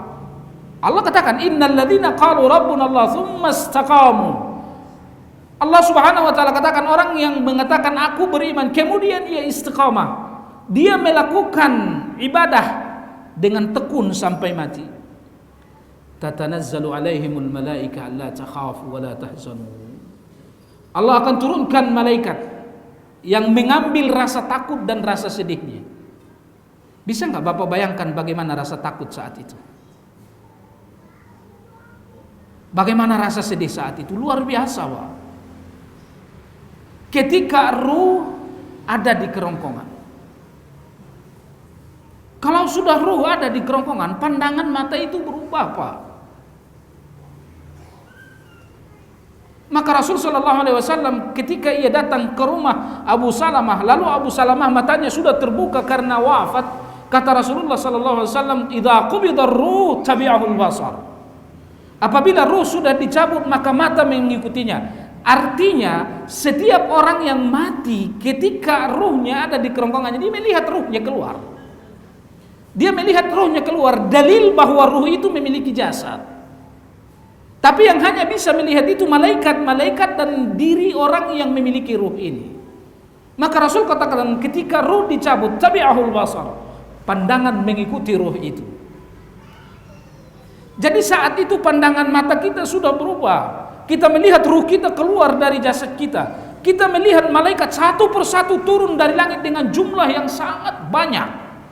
Sejauh mata memandang. Kita melihat surga, kita melihat neraka, kita melihat dosa-dosa yang kita lakukan, kita melihat ibadah yang kita lakukan.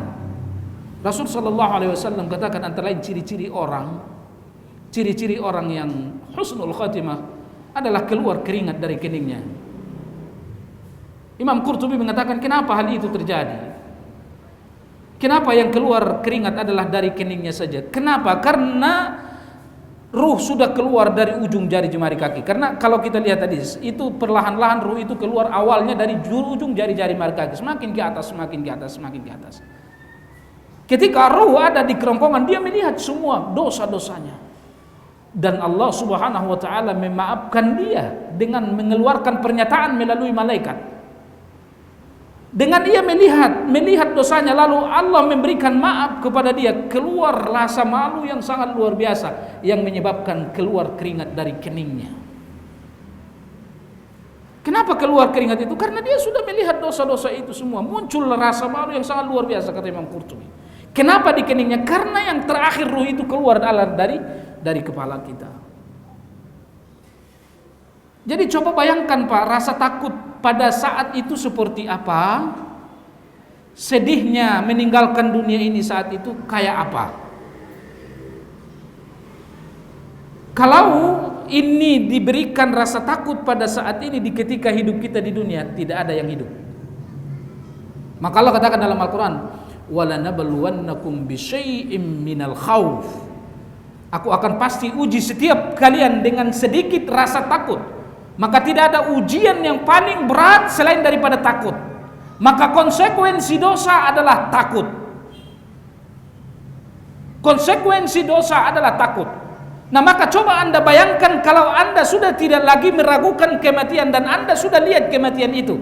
Sebentar lagi mau datang dua malaikat. Sebentar lagi mau masuk ke kubur. Ntar malam pertama, ntar mau digotong, udah. Bagaimana kira-kira rasa takut itu? Rasa takut yang sekarang ada di dunia ini seperti apapun itu hebatnya, bisyai, baru sedikit. Maka ulama tafsir mengatakan kalau tidak ada kalimat bisyai di situ, tidak ada orang yang hidup di sini karena rasa takut yang sesungguhnya. Jadi rasa takut yang sesungguhnya itu kapan? Ketika hendak mati itu. Nah, ketika hendak mati seperti itu, rasa takut muncul, kesedihan luar biasa muncul. Allah katakan tatanazzalu alaihimul malaika alla takhafu wa la tahzanu. Allah turunkan malaikat untuk mengambil rasa takut dan sedih itu. Bagaimana? Allah turunkan malaikat dari lagi satu persatu, kata Rasulullah dalam hadis Barra yang sangat panjang. Kalau kita adalah orang yang beriman dan mati dalam keadaan istiqamah beribadah kepada Allah, itu wajah-wajah malaikat itu memancarkan cahaya kayak matahari. Mereka membawa kain kafan dari surga dan membawa balsem yang sangat harum. Mereka satu persatu mengelilingi kita sejauh mata memandang. Kita lihat dengan mata kepala kita. Maka saat itu taubat tidak lagi diterima. Masih takut nggak saat itu? Masih takut. Tapi datang komandannya, yang akan duduk di samping kepala kita. Apa dia bilang? Dia bilang, wahai manusia yang berjiwa baik. Wahai manusia yang berjiwa baik, keluarlah engkau dari fisikmu yang baik menuju keridhaan Allah Subhanahu wa taala. Nah, inilah kalimat yang sangat luar biasa itu. Inilah cara Allah menghilangkan rasa takut dan sedih. Ketika keluar kalimat ini dari lisan malaikat itu, maka dalam sepanjang fase dunia inilah fase yang paling menggembirakan. Sepanjang fase dunia ini yang paling menyenangkan setelah mendapatkan kalimat ini. Kematian yang begitu menakutkan menjadi hal yang paling diinginkan, wajib diyakini itu. Itu adalah bagian akidah Ahlussunnah wal Jamaah yang wajib diyakini. Kematian yang begitu menakutkan, yang begitu berat, adalah akan berubah menjadi hal yang sangat mudah dan menggembirakan bagi siapa? Orang yang beriman dan beramal saleh. Kenapa hal itu terjadi? Malaikat itu mengatakan, wahai manusia yang berjiwa baik, keluarlah engkau dari fisikmu yang baik menuju keridhaan Allah Subhanahu wa taala. Selama ini yang bikin kita enggak mau mati, enggak ada yang ngucapin kalimat itu dari langit, Pak. Bapak udah sholat 60 tahun tetap aja nggak ada pernyataan dari langit yang ngomong udah diterima 2 rakaat sholat Anda. Kan itu yang bikin takut mati ya Pak? Kan itu ya? Kalau udah ada pernyataan dari langit semua sholat Anda diterima, nggak ada yang takut mati semua nih. Walaupun sudah bertaubat, sudah banyak melakukan ibadah berpuluh-puluh tahun, tetap tidak ada pernyataan datang dari langit bahwa dosa Anda 1 telah dimaafkan. Jadi nggak ada pernyataan yang jelas dari Allah. 1 pun amal kita diterima dan 1 pun dosa kita telah diampuni Allah. Ini yang membuat kita takut mati. Tapi ketika kita sakarat begitu, kita lihat malaikat itu dengan mata kepala kita dan ia ucapkan itu. Inilah yang paling mengerikan antara lain pada saat sakarat itu. Apa yang keluar dari mulut malaikat itu. Ini yang paling mengerikan. Sama kalau Anda pernah sekolah, hari ini pengumuman lulus-lulusan, orang tua murid semua sudah ngumpul, anak-anak udah ngumpul dari kelas 1 sampai kelas 6. Tinggal nunggu kepala sekolah mau ngomong apa dia, lulus atau tidak lulus. Kira-kira bagaimana keadaan kalau sebelum datang kepala sekolah dan mengatakan lulus gitu atau tidak lulus? Bolak-balik kamar mandi, Pak. Darah tinggi naik, macam-macam udah.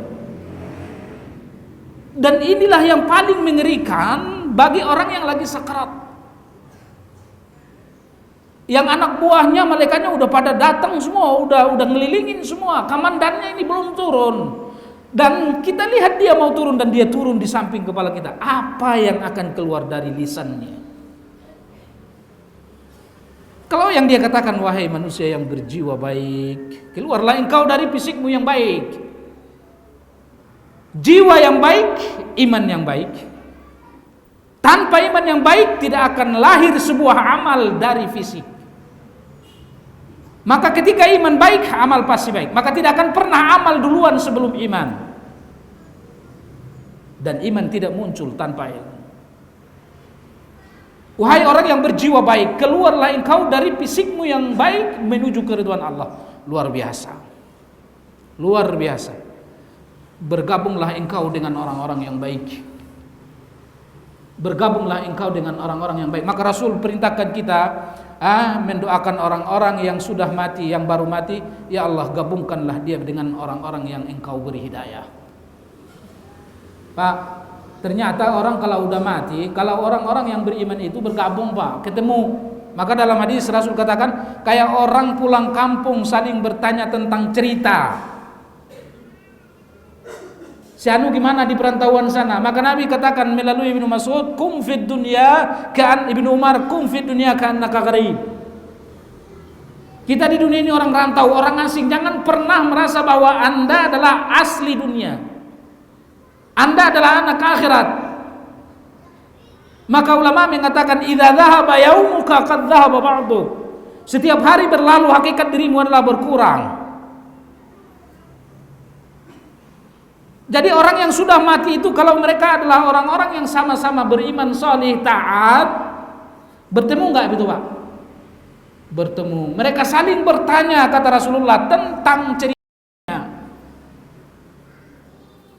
Jadi kalau bapak duluan mati, bini masih hidup, ada tetangga yang datang, baru datang, bapak udah mati duluan.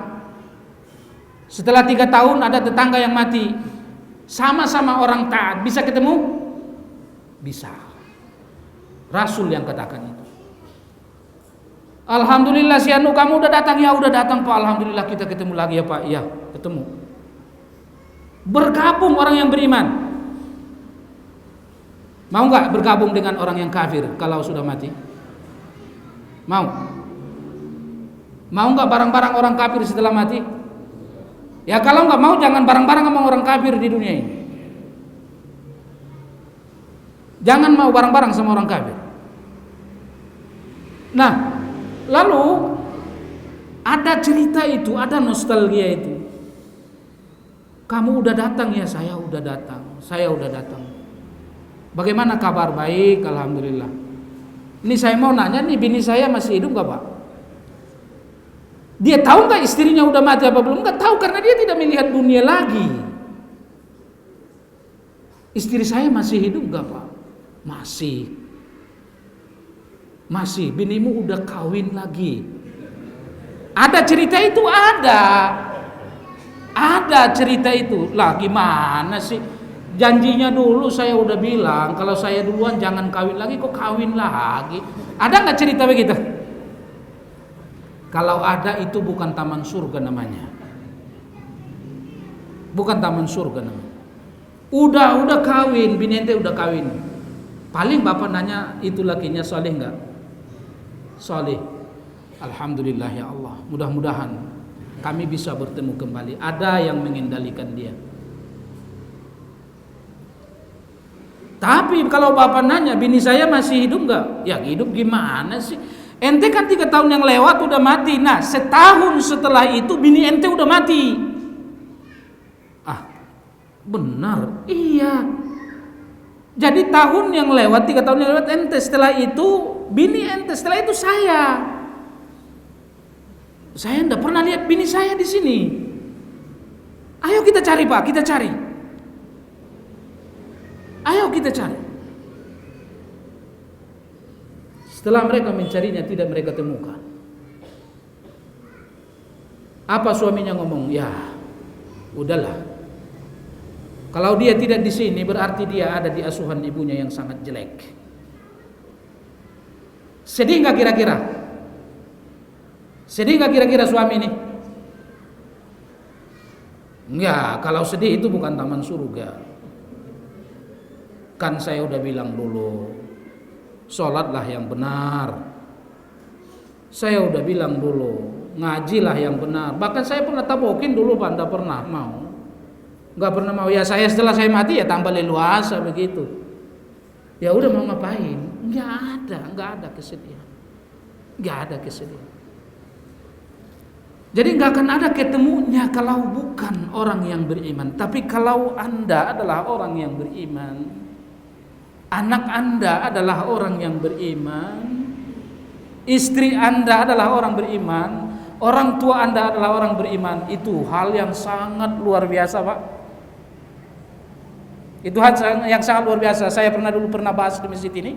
Bahkan itu adalah salah satu doa malaikat yang tawaf di aras dan doa malaikat yang memikul aras. Alladzina yahmiluna al-arsya wa man haula yusabbihuna bihamdi rabbihim wa yu'minuna bihi wa yastaghfirun lilladzina amanu rabbana wasi'ta kulla syai'in rahmatan wa ilma faghfir lilladzina tabu wattaba'u sabila wa qihim adzabal jahim rabbana wa dakhilhum jannati 'adnin allati wa'adtahum wa man salaha min abaihim wa azwajihim wa dhurriyyatihim innaka antal azizul hakim wa qihimus sayyi'at.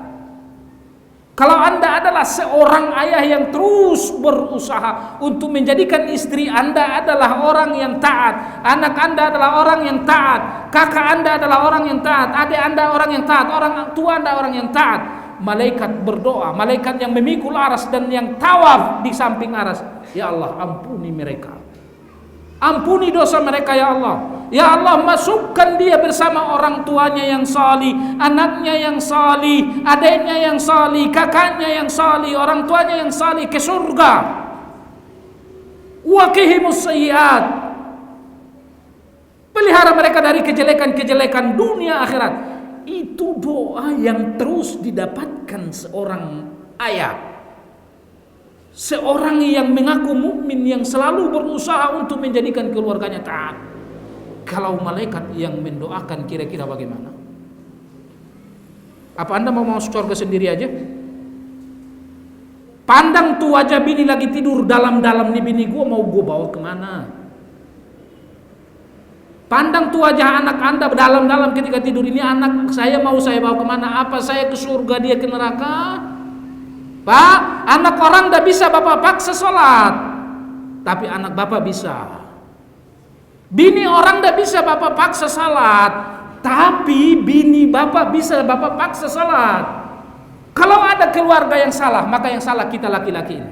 Maka Allah katakan kepada Adam, faqulna ya Adam, inna hadha aduwwun laka wa li zawjik, fala yukhrijannakuma minal jannati fatasqa. Wahai Adam, ini iblis adalah musuhmu dan musuh istrimu. Jangan sampai iblis ini mengeluarkan engkau dan istrimu dari surga ini.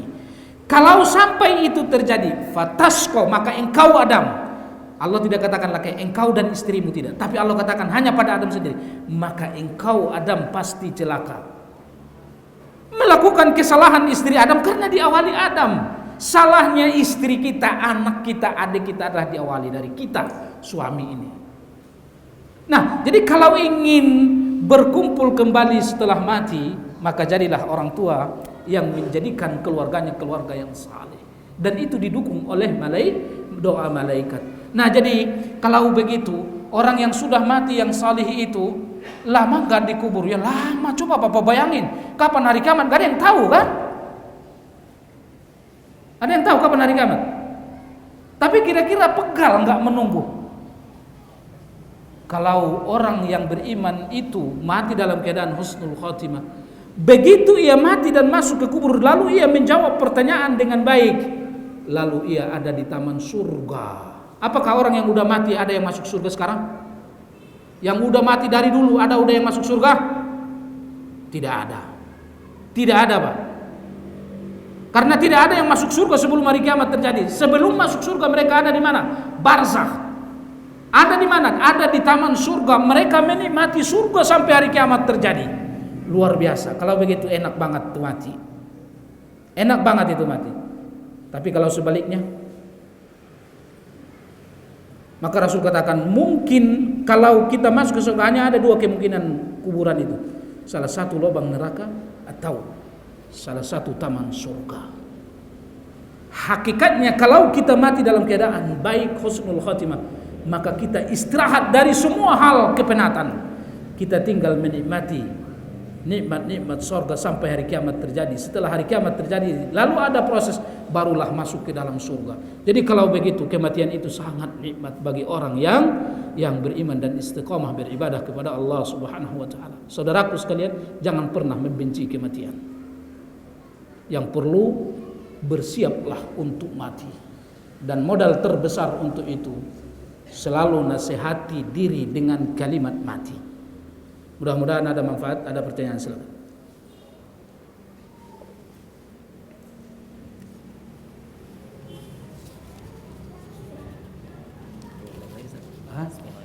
Berapa menit?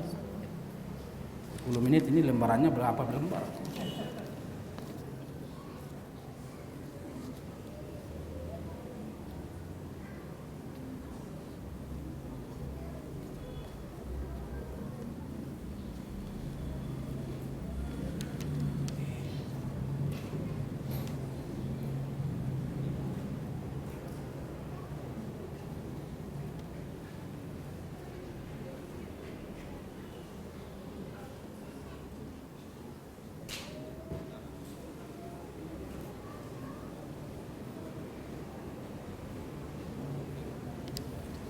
Iya, Ustadz, di sebuah hadis ada yang berbicara bahwa orang-orang yang dahulu, umat yang dahulu, ada yang kepalanya dibelah, digergaji dengan sampai terbelah dua. Nah, jadi ya dalam hadis sahih Rasul katakan bahwa orang-orang yang dahulu ada yang sampai digergaji kepalanya sampai belah dua karena mempertahankan iman, karena mempertahankan iman. Nah, jadi ini hadis ini terjadi karena ketika Rasulullah SAW berbaring di samping Ka'bah tidak memakai tikar, lalu sahabat bertanya, kenapa seperti ini ya Rasulullah? Bukankah engkau orang yang lebih pantas untuk menikmati dunia ini? Lalu Rasulullah menceritakan cerita ini bahwa dulu ada orang yang sampai digergaji, ditanam badannya sampai lehernya, lalu digergaji kepalanya sampai terbelah dua. Dia tetap menjadi orang yang beriman. Ini dalil bahwa tidak ada yang paling penting selain daripada iman. Kita meyakini bahwa orang kalau mati dalam keadaan beriman, maka dia akan tetap terangkat dari neraka. Nah, jadi hadis ini adalah sahih dan ini menunjukkan bagaimana orang-orang yang dahulu itu kuat mempertahankan iman mereka. Nah, jadi kalau ingin jadi seperti ini, ya baca diri sendiri sejauh mana kita sudah mempertahankan iman kita. Ya, kalau seandainya terjadi seperti itu, mau nggak keluar dari iman, kan gitu ya? Ini kadang-kadang karena sakit dikit doang minta sama dukun keluar dari Islam, Pak. Gara-gara sakit dikit aja datang ke dukun, keluar dari Islam. Ya, gara-gara telah dapat jodoh minta sama kuburan, keluar dari Islam. Nah, belum digaragaji aja udah begitu kan, gimana modelnya? Nah, Ustadz, semakin saya kejar akhirat, kenapa dunia semakin mengejar saya? Ya, itulah ujiannya. Itulah ujiannya. Ya, kalau enggak ada ujian dalam melakukan ketaatan ini, semua orang bisa. Semua orang bisa. Apa ujian yang terberat bagi kita dalam melakukan ketaatan pada Allah adalah kecintaan terhadap dunia ini. Kecintaan terhadap dunia ini. Maka dari itu, semakin kita semakin kita mendekatkan diri kepada Allah, maka godaannya adalah semakin dunia akan semakin mendatangi kita. Ya, dunia akan semakin mendatangi kita. Nah, kenapa? Karena keimanan seseorang akan diakui Allah Subhanahu wa taala, akan diakui Allah Subhanahu wa taala apabila ia telah mengujinya. Apabila ia telah mengujinya. Nah, jadi apa ujian terberat bagi kita dalam melakukan ketaatan pada Allah adalah dunia. Hal-hal yang kita cintai di atas dunia ini. Maka kalau Bapak perhatikan, Allah berbicara tentang surga, semua yang dibicarakan Allah, apa-apa yang dicintai. Di sana ada emas, di sana ada perak, di sana ada perempuan-perempuan cantik, di sana ada istana-istana yang mewah. Apakah seperti itu persis surga? Tidak. Allah katakan dalam Al-Quran, aku sediakan bagi hambaku yang bertakwa sebuah kebahagiaan di surga yang tidak pernah terlintas di dalam hatinya. Jadi hakikatnya jauh lebih hebat dari itu. Itu semua hanya untaian kata yang supaya kita paham bahwa surga itu adalah bahagia. Lalu kenapa Allah katakan dengan kalimat-kalimat seperti itu? Karena setiap manusia melihat dan mendengar apa yang ia cintai, muncul kebahagiaan. Bapak sayang gak sama bini? Cinta? Kalau cinta bapak lihat dia muncul bahagia. Tapi kalau lagi sebal, gak muncul bahagia, Pak. Jadi kapan kebahagiaan muncul pada hati seseorang adalah ketika ia melihat apa yang ia cinta. Ketika ia mendengar apa yang ia cinta. Maka hal yang paling hebat menggoda kita adalah dunia, karena kita sangat mencintai dunia. Terutama harta dan anak. Maka Allah katakan, la annama amwalukum wa auladukum fitnatun fala takfur. Jadi dunia ini sangat kita cintai. Maka itulah yang menjadi sebab semakin kita dekat pada Allah, maka godaannya akan semakin berat. Maka itulah yang menjadi sebab dunia semakin mendekat, semakin dekat.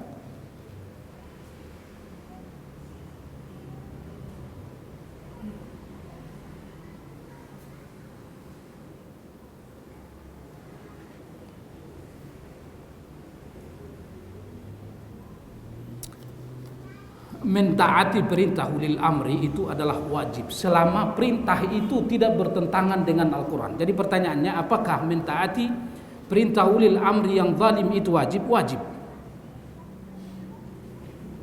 Ya, kezaliman dia buat dia.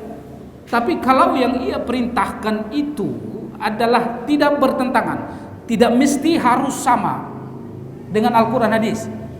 Yang jelas tidak bertentangan dengan Al-Quran hadis.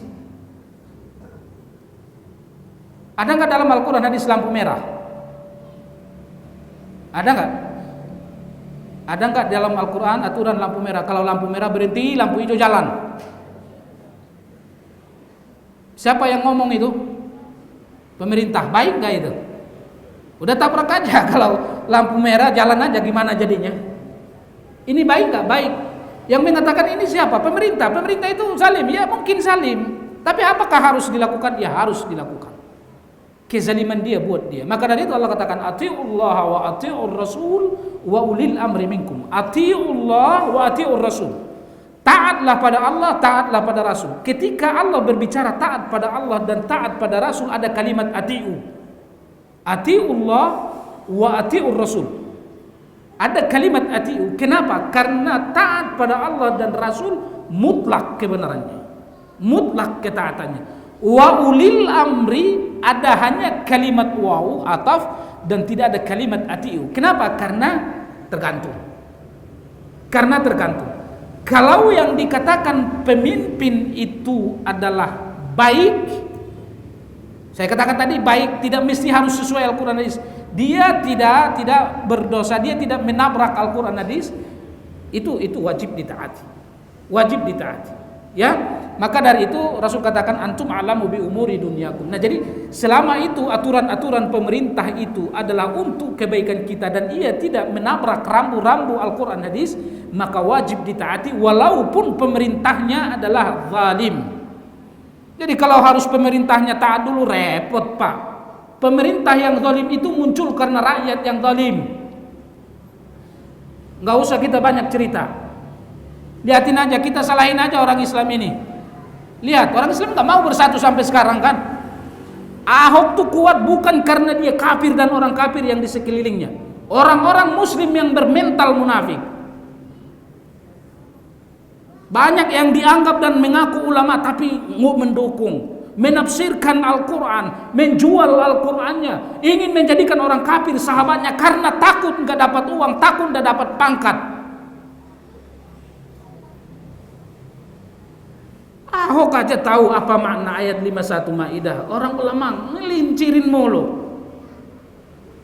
Ini yang repot, kita mau bunuh ngaku muslim, ya kan? Jadi jangan salahkan. Jadi salahkan diri sendiri. Kita ini sudah tidak lagi bersatu. Kita sudah lagi tidak mengerti ukhuwah. Jadi kalau kita orang yang beriman ini, rakyat ini adalah orang yang taat, Allah akan berikan kita pemimpin yang taat. Tapi bagaimanapun mengurangi kemungkaran adalah wajib. Mengurangi kemungkaran adalah wajib. Mungkin sampai di situ. Masuk waktu apa belum?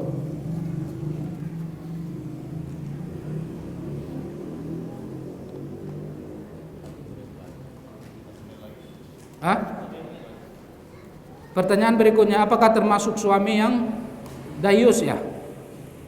Yang membiarkan istrinya tidak menutup aurat di sekitar rumah tetapi hanya menutup aurat kalau pergi jauh saja. Nah, jadi kalau istri menutup aurat, dia di rumahnya, dia tidak menutup aurat di rumahnya. Kalau di rumah itu tidak ada orang, itu boleh saja. Boleh saja.